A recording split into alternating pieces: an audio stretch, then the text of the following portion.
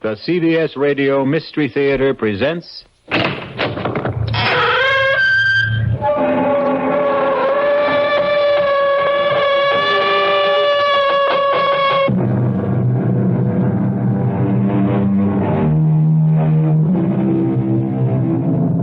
Come in.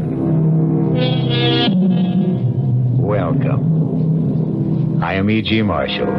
Welcome to the sound of suspense, to the fear you can hear.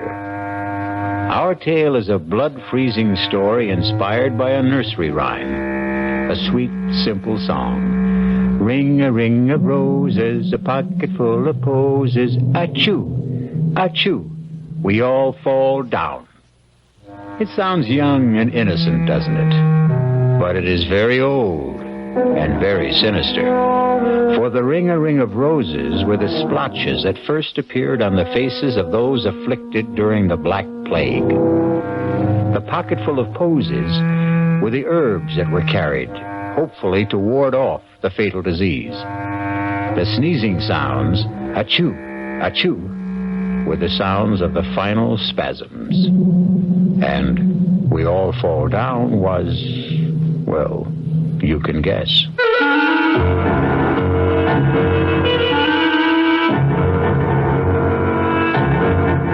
Our mystery drama, A Ring of Roses, was written especially for the Radio Mystery Theater by S.J. Wilson and stars Glynnis O'Connor. It is sponsored in part by the Kellogg Company, makers of Kellogg's Special K cereal.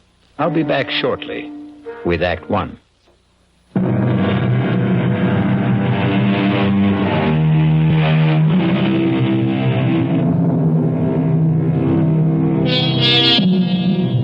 Science has brought most plagues under control, but not so those other epidemics of the past, those that plague us with their unseen, unknown, and unexpected terrors. And such is the tale of terror you're about to hear. Draw close to the guttering candle, for you will receive no warmth from a ring of roses.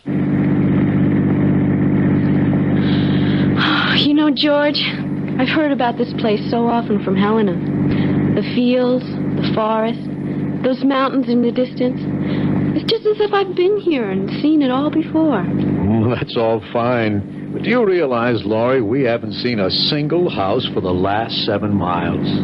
Oh, Helena even told me about that. You see, the owners of these large old estates insisted that the highway be built outside their properties. Oh, I'm just dying to see her home. And I'm anxious to meet your friend Helena. Oh, I'm sure you'll like her. But will she like me? Taking her best friend away from her. Come on, George. You know you're irresistible. Ha! Why do you think I'm going to marry you? Well, for one thing, my beautiful, exquisite, enormous pots of money. Oh, George, wait! Look! Laurie, Stop. get your hands off the wheel. What do you think you're trying to do? But we passed it. It's the sign to the house. Back there. Now, Laurie, I never want you to do that again. I'm not going to let missing a sign risk your getting hurt. You understand? I'm sorry. I shouldn't have grabbed the wheel that way. All right, forget it. But please, never again, ever. And that is supposed to be the sign? Helena warned that we might miss it. Well, why would anyone use a rose-colored stone in a brass oval with no name or any identification on it for a house sign? Well, their name is Ralston. And Helena said that generations back when their family first moved to America, it was rose stone. And so they put up a rose stone. Well, if they want people to get that meaning from it, they either enjoy guessing games or, more likely, just want to keep themselves very, very private. Yes. Guess what? As you said, they are very private. Well, I got that impression before we got here. And I also have the feeling that they're not very friendly either. Oh, how can you say that? When Helena's mother especially invited us over because she personally wanted to give us our engagement gift. Yes, and that's pretty peculiar, too. How? How many parties, showers, did your girlfriends give you? 4, right? No, 3. The last one was at dinner. All right, and Helena was invited to every one, but she... I know, George. She didn't turn up for any of them. You know, Laurie, I've never seen you so wound up. What's spinning around in that pretty head of yours? Well, I don't know, but... Well, I am on edge. About what? I guess about meeting Helena's mother. You see, she's so strange. She seems so powerful and so terribly uncompromising. I was trying to change things for Helena, and then I let her down by becoming engaged to you. Well, now, don't tell me you weren't going to marry for poor Helena's sake. Well, at least not until she married first. We were going to share an apartment together in the city. You know what I'm going to do, Laurie? I am going to turn this car right around and head back to the city. This whole trip is more foolish than funny. Oh, no, George. Please don't. A pocket full of posies. Hey, what's that? We all fall. You hear something like singing? Ring a ring of roses. Let me open the window. A pocket full. It's a woman singing that old nursery rhyme. Two. We all fall down. But what's that snapping sound? It sounds like a piece of leather. It sounds like a whip. George, what are you doing? I'm getting out. Something's happening here that I don't No, like. don't open the door. Please don't. We'll go back if you want to. I'll be but right don't. back. Keep the window shut and the doors locked. No, don't leave me, George. I'm coming with you. Wait. Okay, but stay close to me. Ring a ring of roses. It seems to be coming from behind those hedges. You know, it could be just kids playing games. If that voice is coming from a kid, he's using a bullhorn. Let's stop here. We might see through the hedge. Please be careful. Holy Toledo. Look at that. Let me see. That man. The old man with the beard. He's trying to catch the girl with his whip. Well, she's teasing him. She's making fun of him. If he lands that wagon whip on her, he'll split her face open. Look at their clothes, George. They're dressed like settlers. Back in the early 1800s. Yeah. You know, they could be rehearsing a play. If they are, he's lost his mind in his part. That man's going wild with that whip. But she's provoking him. Why doesn't she stop? Hey! Hey, you there! What are you two doing? Oh, George, you shouldn't have done that. And who is it who is ordering me and questioning me? I am. Over here. That's a terrible thing you're doing. Oh, George, please don't go in there. They know we're here. We must meet them. That's a dangerous whip you're using. That young woman can be killed by it. I see by your clothes you are a stranger. And I can also see that you are a kind human who wishes no harm to come to another. But this wench is my daughter. And what I am doing is the true way to gain the obedience of a child who will stray. But what in heaven could she have done to deserve being whipped? I did no harm to no person or to him. I have broken no law of God or man. Strumpet, hold your witch's tongue. Believe me, young woman, when I tell you that she has the demon in her, playing and wenching with the young master who owns this land. While I'm out here working at clearing their forest lands, she's up there in the great house with her enticements and tricks and enchantments. And if it has already come to this, that he has given her a gift for favors promised or already bestowed, the gift of a ring, an already cursed ring. He gave it to me fair and with the holy vow that he will marry me in the month of the next full moon. Marry you, Willie. You who can half fare to read and write. You who are lower than his mother's kitchen scullion. You give me that ring. I won't. I swear by the name and the soul of my sainted mother that you will never get this ring. Then until I do, though it mean your own death, you get the whip. Stop it! Don't! Why can't you be a little more reasonable? She may be telling you the truth. I am. I swear it on my dead mother's Bible, I am. Well, then, if you are, why don't you give him the ring and let your young man personally tell your father of his plan? No! No, he'll do no thing like that. He'll bury the ring in some secret spot and drag me away before the fall of night. For he doesn't want me to marry to no one but to stay with him and clean and cook and wash for the rest of his devil life. As you can see, she's beyond talking of matters with sense and decency. She's been taken up with her planning and scheming to get away from me for the purpose of harlot's gain. And she hardly of marrying him. I'll kill you. George! She has an axe! An axe! She's going to kill him! Stop! For God's sake, stop! Oh, George, I can't look! She's dead! She killed her own father! What? Where is she? What happened to her? There she is. She's running away. Hey! Hey, come back! Come back! You can't get away! It's you who will never get away. The ring will circle you. George, don't try to catch her. She's like the wind. I'll never get my hands on her. She's almost in the forest. Come back! Come back! We're not going to hurt you! It's you who are going to be hurt. She's disappeared.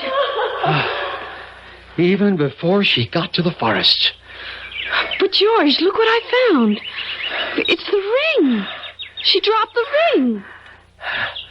Let me see it. You know what it's like? It's just like the road sign. Well, it's the same shape. The same color stone. It's smaller, but it is just like the road sign. Rose colors. George, we've got to get help. The police, Yes, but someone. where?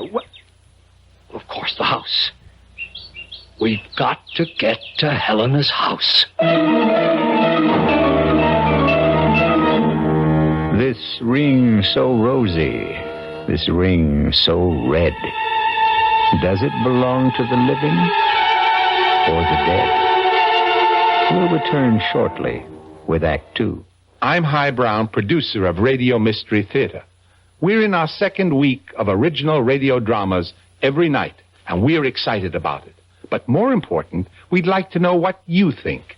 We'd like to get your comments on Radio Mystery Theater and about radio drama in general. So right now, we're holding weekly drawings for valuable prizes.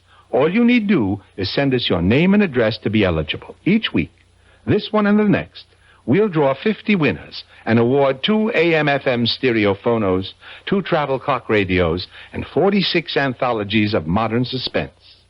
To be eligible, just send us your name and address and your comments, if you like, to Mystery Theater, Box 50, Radio City Station, New York, 10019. That's Box 50, Radio City Station, New York, 10019.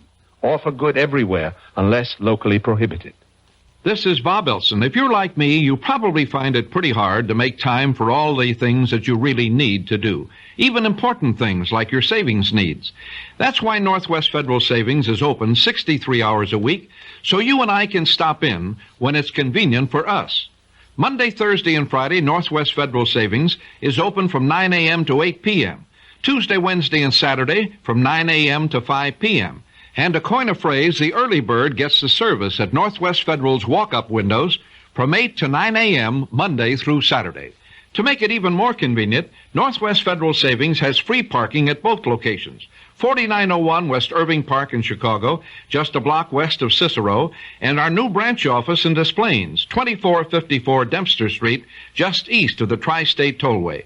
Northwest Federal Savings, 2 centers of interest in the great Northwest Territory.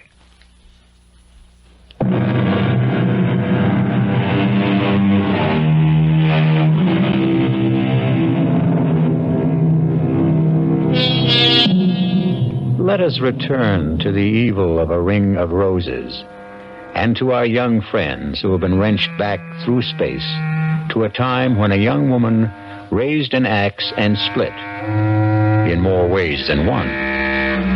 But did she leave that strange foreboding ring with its bloody rose stone? What does the ring mean? Does it possess a tragic magic? Oh, Oh, why doesn't someone answer? Why don't they hurry? Take it easy, Laurie. Thank you. We've got to see Mrs. A moment, please. You are Miss Thornton? Yes, but we've got... And you, Mr. Williamson? Yes, and we've come to see... Mrs. and Miss Roston are expecting you. Won't you follow me, please?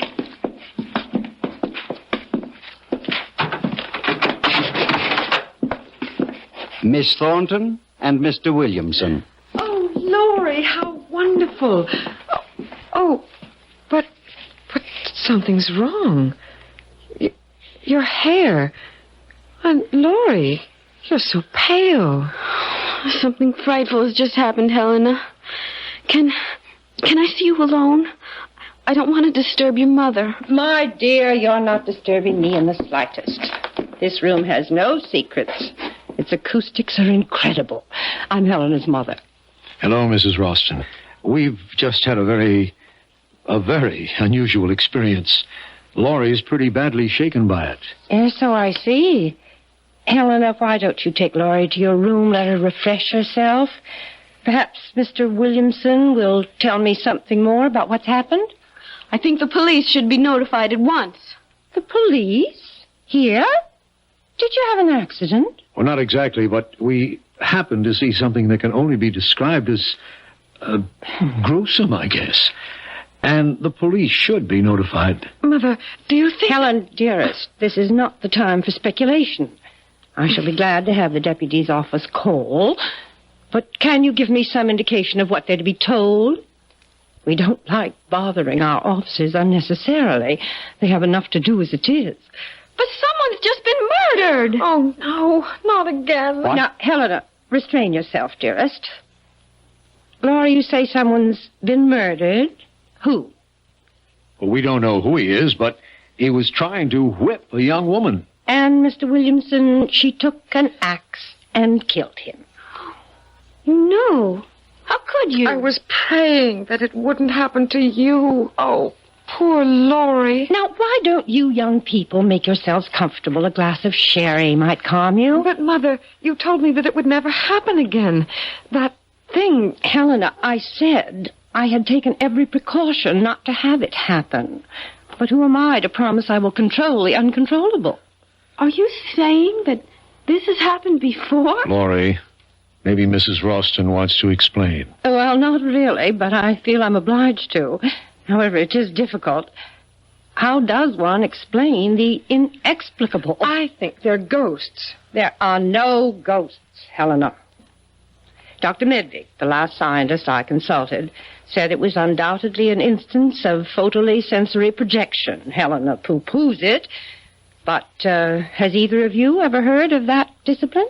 Oh, vaguely. It once came up in a course on parapsychology that I had at school. No one has ever proved PSP, Mother. Well, they've never proved ESP either, but a lot of serious scientists work with it. But George, what does that photo whatever mean? Oh, it's quite complicated. Photolysis is the means by which light can affect the arrangement of chlorophyll grains in leaves. Chlorophyll grains? Leaves? There's a man not more than a mile from here who's been murdered. Now, calm yourself, my child. There is no such man and no such daughter. This has happened before. I've seen it. Helena has. A very few close friends have.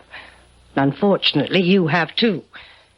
Mr. Williamson, do you think you'd still like to try an explanation of PSP? Well, it's spooky in a way. By that I mean the scientific explanation of it. You see, we're all supposed to give off certain light and heat waves. And what is it happens in the case of individuals who are emotionally stimulated, let us say, people in love?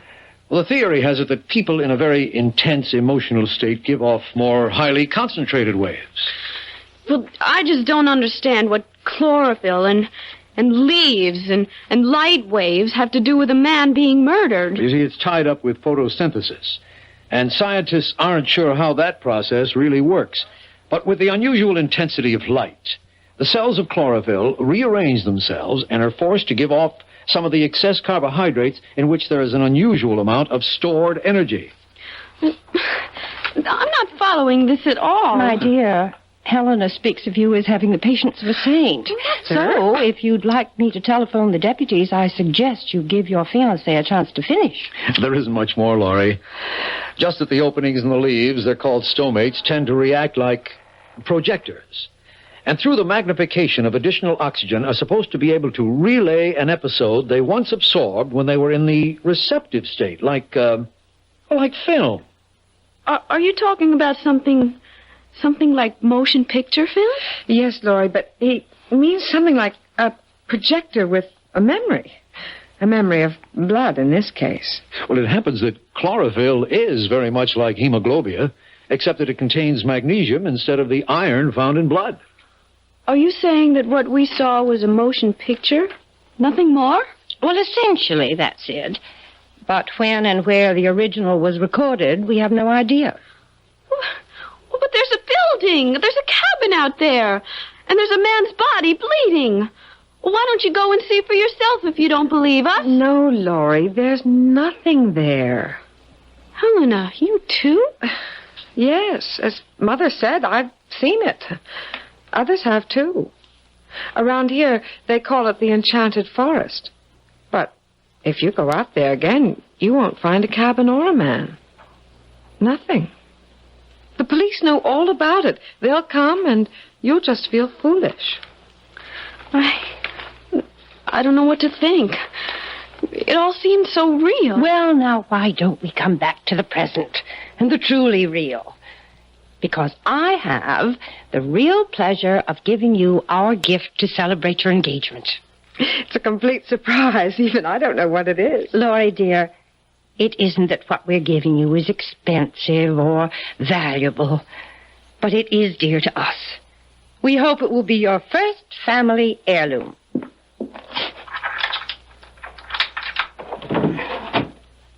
Here it is.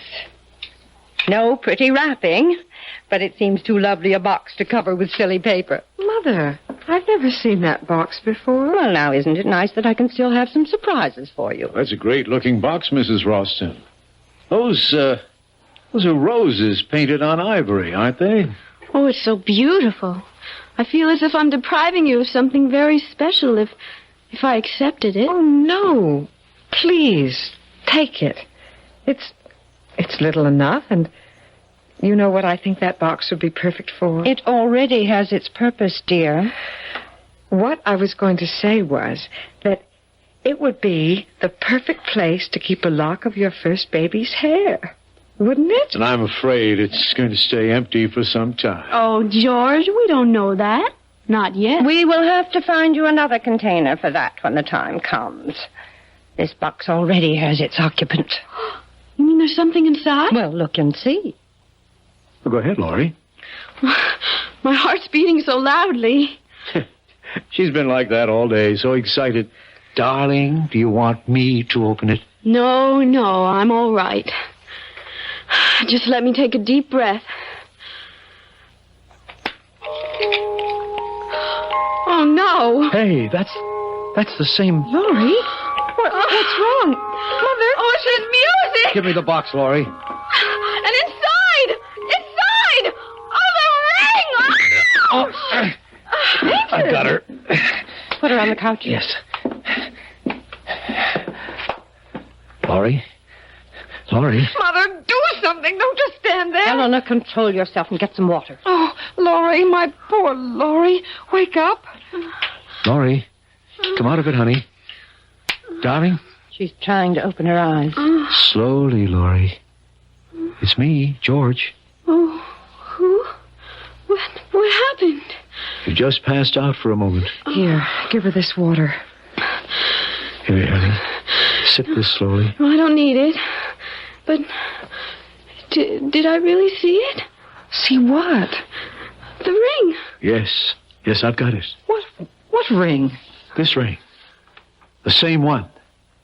With the rose-colored stone. Mother, how dare you? That's mine. You know what that ring means to me. Oh, please take that thing away. I don't want to look at it. But don't worry, you won't have to. Here, Mrs. Ralston, take it back. And I hope it isn't a sample of your sense of humor. Just one moment, Mr. Williamson. I don't particularly appreciate your tone or your attitude. What do you mean by my sense of humor? If you and your daughter know all about that axe-murdering scene that we saw earlier, then you must have known about the ring. What about it? It's mine. That ring. It's just like that road sign you have on the highway. Yes, the sign was copied from the design of the ring. It's been our family hallmark, so to speak, for generations. Is that why the girl who killed her father did it? Because of that ring? What do you mean? She had it. She teased him with it while she sang that song. That same nursery rhyme in the box. Oh, no. That couldn't be. That's my ring. She couldn't have had it. Are you too sure you saw this ring? Well, that girl in the field. She dropped it when she ran away. Then where is it now? Well, George, you had it. What? You sure? I thought you put it into your purse. Well, I'll look. Well, it isn't in any of my pockets. No, and it's not here in my purse. How could it be? There is only one ring, this ring. It's been in the Ralston family for generations. It was brought here by a Ralston early in the 18th century. And it has always belonged to the oldest child in each family. In which case it would be your daughter's, since you are a Ralston by marriage. Yes, that would be so if it were true. You're not going to tell them? Well, why not? It's time that silly cloud you've been hiding behind was blown away. Don't, Mother. Please, I beg you, don't. Nonsense. I am a Ralston. That ring belongs to me. Helena's father died in the Southeast Asian War. Shot down even before he knew I was going to have a child. Mother, I hate you for this. I hate you. Helena, don't say that to your own mother. Why not? She's hated me ever since she learned that her father and I had never married. Imagine that in this day. A girl making such a fuss about legitimacy. Stop it, Mother, please. We don't have to hear any more, Mrs. Ralston. Oh, yes, you do. George, can't we get out of here quickly? You can go whenever you like, Miss Thornton. But out of your friendship for Helena, you must take that ring with you. No, I couldn't. I won't let her. Give it to me. Helena, what are you doing? The ring, she tore it out of my hand. I've got it and no one will ever get it from me. Let her go. She'll be back. And with the ring, she knows it's wrong for her to have taken it. Eventually, the ring must come to you, Laurie. We don't want it. But it will come to you. It can do you no harm. It's a silly superstition, but only Ralstons are supposed to be vulnerable to the ring. And, Laurie, if you are Helena's friend, as you say you are, you will take it. But she wants it. She insists that it stay hers. Only as an excuse. Well, what sort of an excuse could the ring give her? The excuse not to marry. And why not? She considers herself fated, ill-starred, if you will. You see, at one time, the superstition arose that if the firstborn was female, the ring would prevent her from marrying. It's high time that ring is out of Ralston hands. Why don't you just throw it away? What, with Helena carrying on as if possessed? Well, we just do not want it. I'm sorry, but we must get back to the city. Yes, it's a long drive, and we'd like to make it before dark. I regret this has turned out to be so unpleasant, but then perhaps it couldn't have been avoided. Perhaps. But it's over now. George, let's go.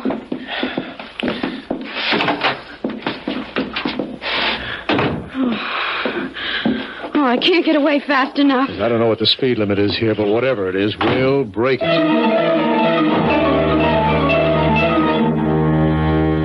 Helena, I order you to come out of your room at once. At once. Mother, don't hurt her. She is my only friend.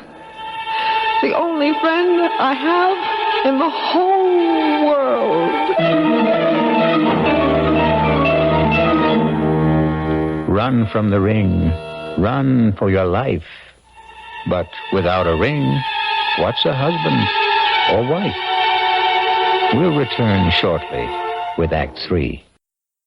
This is WBBM Chicago News Radio 78.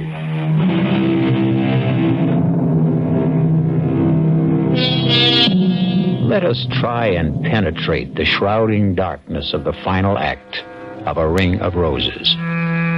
Laurie and George have been plunged into a strange, unreal experience. As the twilight lowers over the countryside, they are fleeing from the Rostons, the malevolent nursery rhyme, the flashing axe, the avenging curse, the fatal ring. What can flight outrace those forces of evil? That woman, that Mrs. Roston, she's monstrous. Oh, I'm so sorry for Helena. Yeah, well, I didn't see any halos around her head either. Yeah, but just imagine having to live with that mother. Why did she have to tell Helena that she and her father had never married? Do you believe it? Well, why would she lie about something that important? Maybe out of just plain malice. Or what? it just occurred to me, couldn't she have invented that story about the curse the ring puts on firstborn Roston girls? Well, to what end? Simple. It'd be a guarantee that she'd never be alone. That she could hold on to her daughter for life. Like the woodcutter. Oh, don't remind me of him. Anyway, I can't see how the ring and whatever it's supposed to do fits. Well, if she made up the business about fate keeping her from marrying Helena's father, now wouldn't that be a kind of evidence, proof for Helena that the curse was real? Well, then why would she give us the ring? Well, I'm only guessing, but couldn't it have been Mrs. Roston's way of telling her daughter that she wouldn't marry even if the ring was off the premises, so to speak? But, George, whatever we think of Mrs. Roston, she's still a mother. And what mother would sentence her daughter to a lifetime of misery? Well? Look, I'm sorry I got you into this mess. I didn't dream it would be that horrible. Well, you had no way of knowing. Well, looking back, I should have. Helena, always so strange, so withdrawn, and so mysterious about herself, her home, and her mother. It should have been a warning. Honey, let's find a happier subject. Such as? Well, let's see. Okay, it's not original, but it'll do. For instance, if and when we have our first baby, would you want a boy or a girl? Oh, don't be corny. Why not? Corn is fine as long as it's... George! George, isn't there someone in the road? Where? Well, look, straight ahead. Oh, yeah, that's a woman. Well, we're not stopping for man or beast or any mixture of the two. There, that should get her off the road. Because if it doesn't, then she may be another bit of PSP and we can drive right through her. Darling, slow down. She's waving at us. George, slow down! No way. If that's a living body and it wants to stay that way, she'll get off the road. Oh, please. She isn't moving from the middle of the road. Damn her teeth, whoever she is. George, you're going to hit her. Laurie, all right? Yeah, I think so. That stupid woman. It's Helena. Yeah. Well, just wave goodbye and we'll get going. Laurie, please, I must speak to you. Tell her you'll phone her on Halloween. Hey, wait, Laurie, don't lower the window. Well, she's in trouble. Better her than you. There can't be any danger in finding out what she wants. Haven't you been through enough? Helena, we're in a hurry. Telephone Laurie tomorrow. No, don't go, please. Let me explain. George, I don't have the heart to... Are you sure that's Helena? Well, of course. Her face, it looks so strange. Well, what's strange about her face? Look at her eyes. They're washed out. They're sunken as if she's taken some kind of drug. That's probably because she's been crying. I'm lowering the window. And you're also raising my temper. Well, what do you want me to do? Just wave goodbye and we'll get going. Oh, she's gone to the front of the car now, George. Oh, she does look dreadful. Why not? She is dreadful. I've got to find out what she wants. Just 1 minute. Let me talk to her for just only 1 minute. Okay. 60 seconds. But don't lower the window more than an inch. Helena, over here. Now, what is it? Oh, thank you, Laurie. If you only knew how miserable I am about what happened today. It was all my fault. You don't have to apologize. It wasn't anybody's fault. Mother had only the best intentions in giving you the ring. Sure she did. Nothing like unloading something on a couple of strangers that isn't yours to give away. But the ring does belong to her mother. Only to be given to her child, which excludes you. Well, that's true, but you see, after me, there won't be any Rostons. But you will marry, Helena. Just wait and see. I doubt it. And even if I did, my children won't be Rostons. Helena, this has been the weirdest day in my life. Frankly, the sooner we get away from here, the better off we'll feel. Just one more thing. Prove to me that you are still my friend, and please, take the ring. No, Helena. Thank you, but I couldn't. Absolutely not. Helena, why don't you just throw that ring away somewhere? I can't. I'm not allowed to. It has to be given to a Roston or to the person closest and dearest to me. But how could you expect me to take it? Every time I'd look at it, I would remember that terrible scene in the woods. I swear, the ring has nothing to do with what happened out there. It never has before. This is the first time. And it'll be the last for us. Okay, Helena, stand away from the car. I'm backing up. Laurie, if you don't take the ring, I'll die. I know I'll die. You won't die, Helena. Why should you? Because it will mean that I've lost my only friend and that I'll have no one to turn to, and I'll be stuck here in this prison with my mother. And she'll never let me go. Never. So long, Helena. If I return to the house with the ring, my mother will do something terrible. If you don't take the ring, I'll throw myself in front of the car. I don't care anymore. I don't care. Helena, give me the ring. Oh, you mean you will take it? Oh, Laurie, you've made me so happy. I'm indebted to you forever. Forever.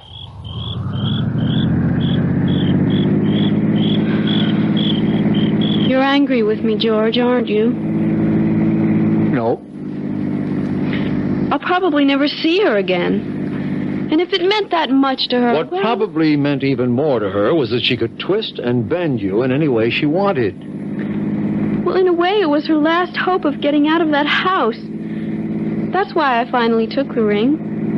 Actually, what harm could it do? I don't know, Laurie, except that anything connected with the Rostons seems dangerous. That's because the Rostons are difficult to understand or explain. Well, that may be. But while we might never get to the bottom of that axe job in the woods, there must be a key somewhere to the Rostons. After all, they're not ghosts or optical illusions. They're people, living, breathing humans. Still, for all we know about them, they're just as haunted as that phantom woodcutter and his crazy daughter. Let's stop talking about them. I will, if you do me an important favor. If I can. You can.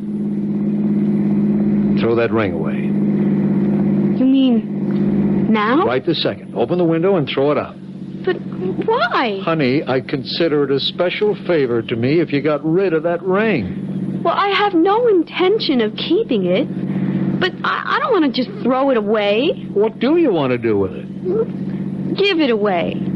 To whom? I haven't thought yet. Try thinking about it right now. You sound as if you're ordering me to do it. Actually, I'm begging you, Laurie, begging you to get rid of the damn ring. I said I would. But when? When I find someone to give it to. Someone who would appreciate it. It just doesn't make sense to just throw away something that's probably valuable for just anyone to find or to have it crushed under a car. Say, I know what I could do with it. Drop it, Laurie. It's only going to get us into an argument. No, I'm serious, honestly. I just thought of where this ring could do the most good. Fine, you do what you want with it, but let's not talk about it. Oh, you'll agree? I bet you will. Oh, honey, do you realize that since we've known each other, we've never had so many disagreements?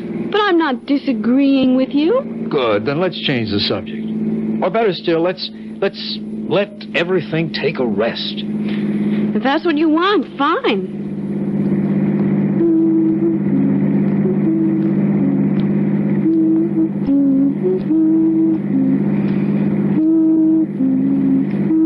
Laurie, what are you doing? Nothing. Laurie, what are you doing with that ring? Nothing, I said. Besides, you don't want to talk about it. Why are you wearing it? I was playing with it. I just wanted to see if it fit. Will you please take it off? What are you getting so excited about? That ring. If you can't throw it away, at least put it away. You're getting awfully bossy, George. You're doing it only to get a rise out of me. You can forget about it. Because I'm going to give it to that thrift shop around the corner from where I live. Great idea. Now, please take it off. All right. Anything for some peace. Hey, that's funny. What is? The ring's stuck. I'll get it off.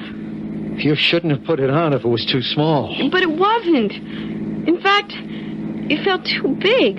Isn't that strange? I can't even twist it. Get the flashlight out of the glove compartment. Now turn it on and hold your finger under the light. There, can you see it? Your finger doesn't look swollen. No, it isn't swollen. But the ring won't budge. George, do you hear something? Hear what? That voice. The singing. Don't you hear it? No, I don't. Wait. Yes, I do. It's that song. Where's it coming from? I don't know. It seems to be surrounding us. I'll turn the bright lights on. You keep trying to get that ring off. I am trying, but it's as if it's cemented to my finger. And that singing. It's the same as the girls in the forest. Get rid of the flash and give me your hand. What for? Maybe I can get it off. Well, you can't. You're driving. There's no traffic, Laurie. I can manage the wheel with one hand. Why don't we wait till we get to a gas station? Then I can get it off with a little soap. Come on, give me your hand. All right. No, wait. I can't. Why not? Oh, I just can't, George. Laurie, you're about to drive me out of my head. Why can't you give me your hand? Because I remembered something. What, for heaven's sake? What, Laurie? Well, what Helena said back there. When she wanted me to take the ring. She said a lot of hysterical things. That if she couldn't give the ring to a Roston, it would have to be to a person nearest and dearest to her. Oh, Helena's all whacked up. Now give me your hand, Laurie. But what if it's true? Oh, that voice, that terrible voice. Why doesn't it stop? Laurie, please give me your hand. No. Because if you can get it off, then you'll be stuck with it. Who cares? I don't want anything to happen to you. Not for anything. George, look straight ahead. Oh, it's them, the two of them, the old man and the girl. He's got an axe. I'm stopping the car. No, don't. Go around them.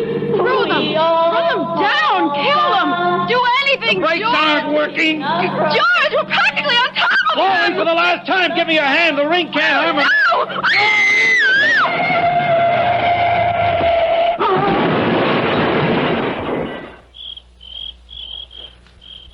Laurie, are you all right? It was a tree we hit. Only a tree, Laurie. You hear me? It was only a tree. Laurie, the ring. The ring. What did you do?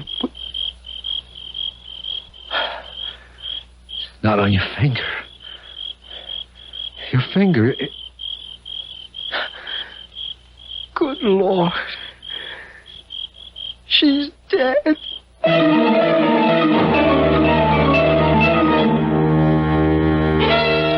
So you gave Laurie the ring, Helena. Yes, Mother. As you told me to. Now give me the box. And we'll see if the ring has worked wonders once more. Here is the box. The one with the roses. Open it. Yes, Mother. But the music. Why isn't the music playing? It's a good sign that it's not playing. It's the sign that the ring has done its work. Your friend Laurie will not marry ever. Not ever.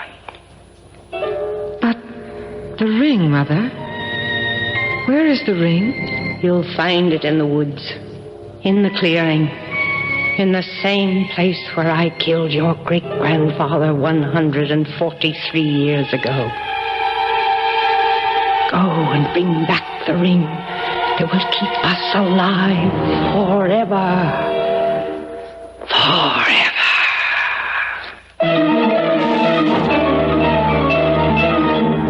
Forever, you ghosts, forever you sing.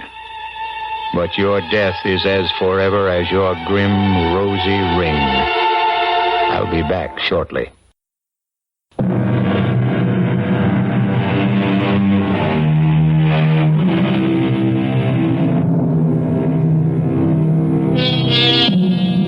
Let us end our tale of a ring of roses.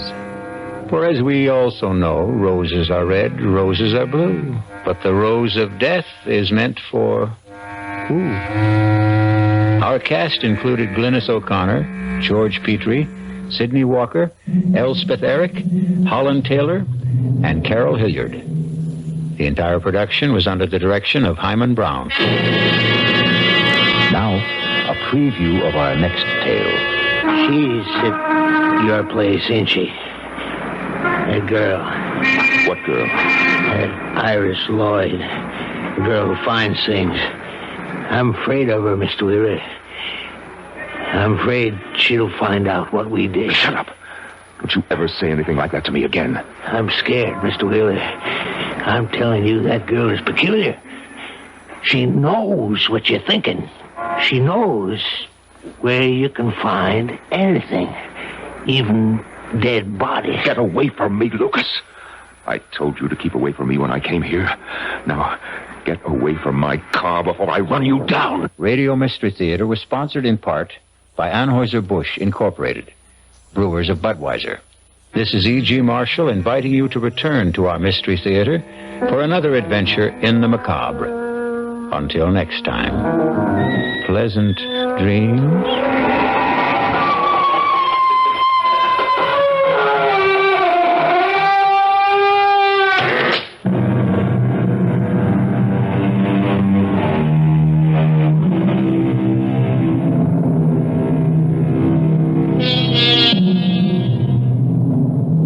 .36 degrees in Chicago, the WBBM News Time, 11:24.